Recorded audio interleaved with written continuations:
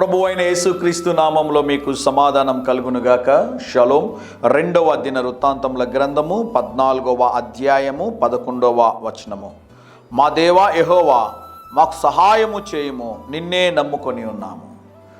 ప్రభు నమ్ముకున్నటువంటి వారి ఎవరి జీవితంలో కూడా దేవుడు వారి యొక్క నమ్మకాన్ని వమ్ము చేయలేదని దేవుని సేవకుడిగా తెలియజేస్తున్నాను.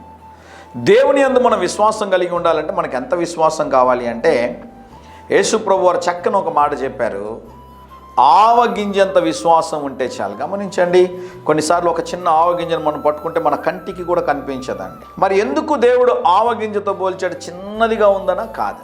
చీమ తలకాయ ఎంత ఉందనా? కాదండి.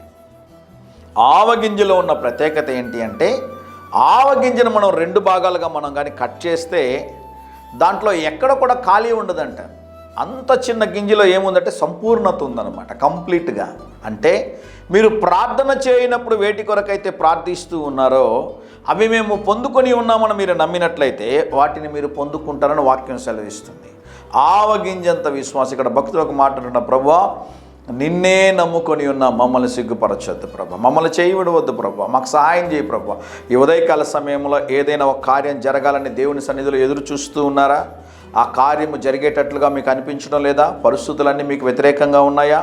ప్రతికూల పరిస్థితులు లేవా? అయితే దేవుని సేవకుడుగా ఒక మాట చెప్తున్నాను, దేవుడు మీ పక్షము నుండి మీరు తలపెట్టే ఆ కార్యంలో మీరు ఎదురు చూడనటువంటి ఒక అద్భుత కార్యము జరిగించునుగాక. దేవుని పైన భారం ఉంచండి, దేవుని యందు విశ్వాసం కలిగి ఉండండి.